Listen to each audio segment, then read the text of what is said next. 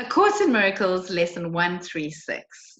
Sickness is a defense against the truth. You can find Lesson 136 on page 257, 258, 259, and 260 in your workbook for students. Sickness is a defense against the truth. No one can heal unless he understands what purpose sickness seems to serve, for then he understands as well its purpose has no meaning. Being causeless and without a meaningful intent of any kind, it cannot be at all. When this is seen, healing is automatic. It dispels this meaningless illusion by the same approach that carries all of them to truth and merely leaves them there to disappear. Sickness is not an accident. Like all defenses, it is an insane device for self-deception. And like all the rest, its purpose is to hide reality, attack it, change it, render it inept, distort it, twist it, or reduce it to a little pile of unassembled parts. The aim of all defenses is to keep the truth from being whole. The parts are seen as if each one were whole within itself. Defenses are not unintentional, nor are they made without awareness. They are secret, magic wands you wave when truth appears to threaten what you would believe.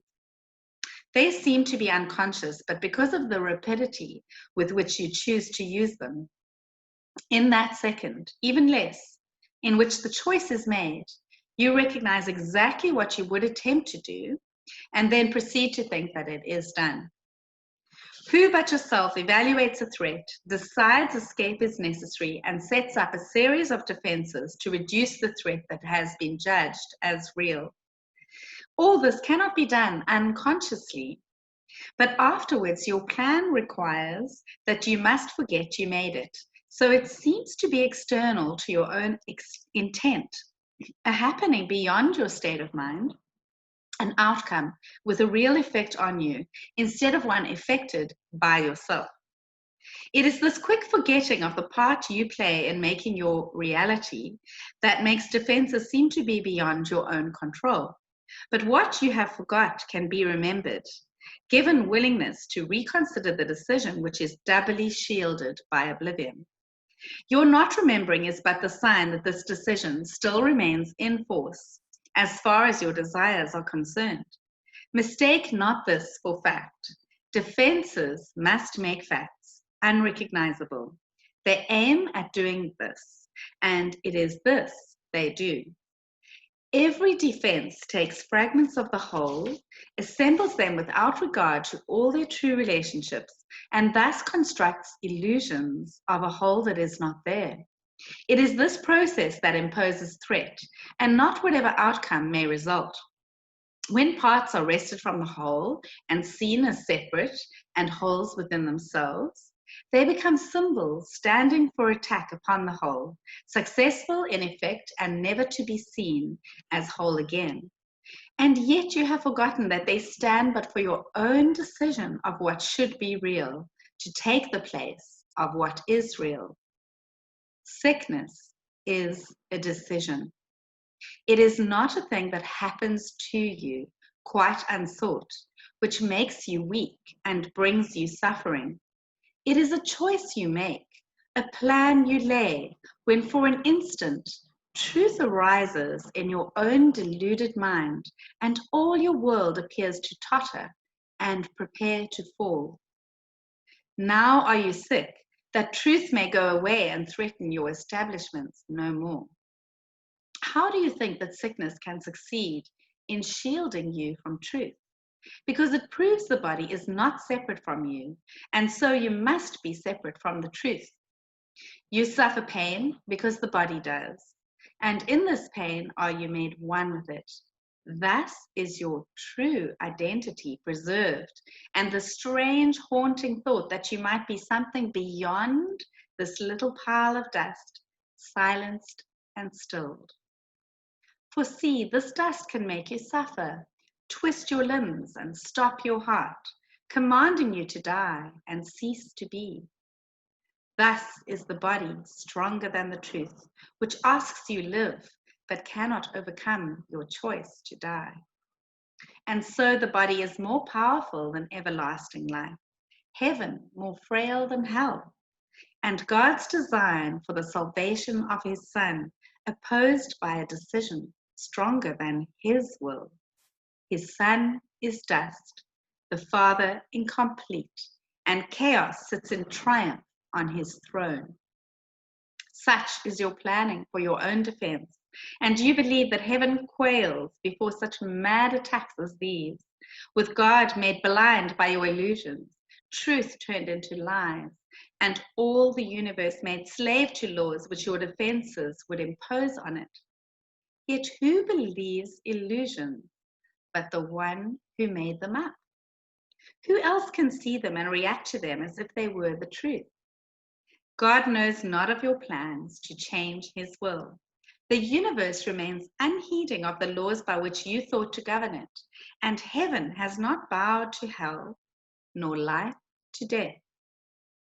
You can but choose to think you die, or suffer sickness, or distort the truth in any way. What is created is apart from all of this. Defenses are plans to defeat what cannot be attacked. What is unalterable cannot change, and what is wholly sinless cannot sin. Such is the simple truth. It does not make appeal to might nor triumph. It does not command obedience, nor seek to prove how pitiful and futile your attempts to plan defenses that would alter it. Truth merely wants to give you happiness. For such its purpose is. Perhaps it sighs a little when you throw away its gifts, and yet it knows with perfect certainty that what God wills for you must be received. It is this fact that demonstrates that time is an illusion. For time lets you think what God has given you is not the truth right now as it must be. The thoughts of God are quite apart from time, for time is but another meaningless defense you made against the truth. Yet what he wills is here, and you remain as he created you.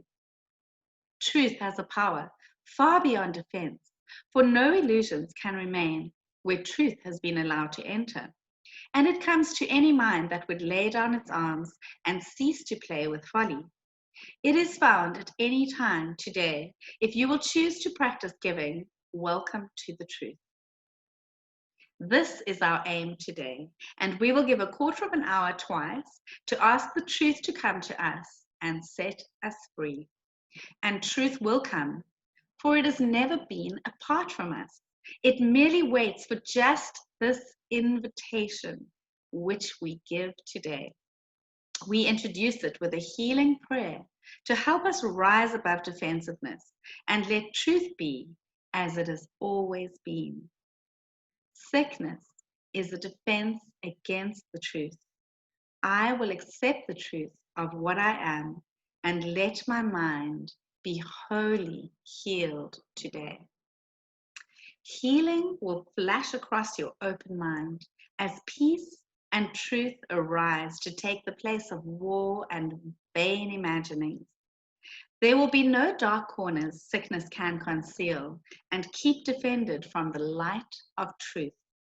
There will be no dim figures from your dreams, nor their obscure and meaningless pursuits which double purposes insanely sought remaining in your mind.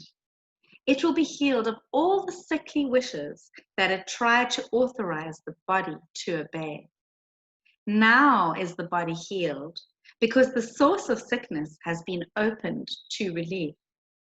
And you will recognize you practiced well by this. The body should not feel at all. If you have been successful, there will be no sense of feeling ill or feeling well, of pain or pleasure. No response at all is in the mind to what the body does. Its usefulness remains and nothing more. Perhaps you do not realize that this removes the limits you had placed upon the body by the purposes you gave to it. As these are laid aside, the strength the body has will always be enough to serve all truly useful purposes.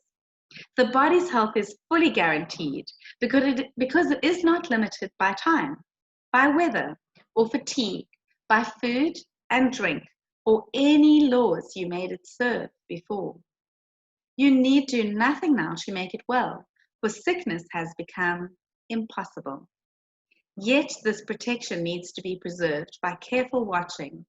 If you let your mind harbor attack thoughts, yield to judgment, or make plans against uncertainties to come, you have again misplaced yourself and made a bodily identity which will attack the body, for the mind is sick.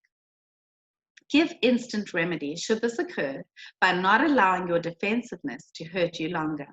Do not be confused about what must be healed, but tell yourself, I have forgotten what I really am, for I mistook my body for myself. Sickness is a defense against the truth, but I am not a body, and my mind cannot attack, so I cannot be sick.